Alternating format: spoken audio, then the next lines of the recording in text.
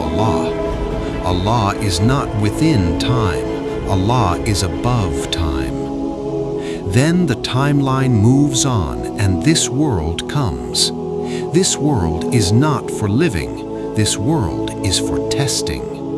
Here man has been given a body of flesh and blood, a body that can feel pain. With this body, man lives, thinks, and makes decisions. This is the test phase.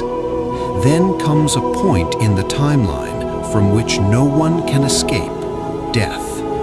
But listen, death is not the end. Death is just a transition.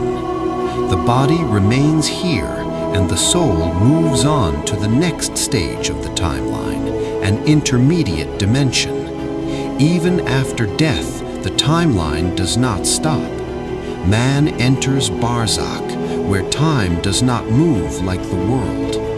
That is where man begins to reap the fruits of his deeds. Then comes the day when the entire timeline will lapse. The Quran says, on that day, one day will be equal to 50,000 years. That is, time loses its shape. Then comes the last point of the timeline, paradise and hell. That is where complete justice will be done. That is where right and wrong will be separated.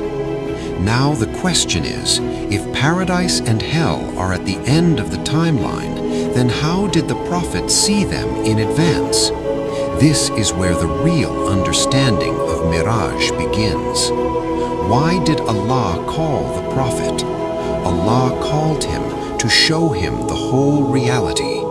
The Quran says, so that we may show him our signs. This was not a dream. This was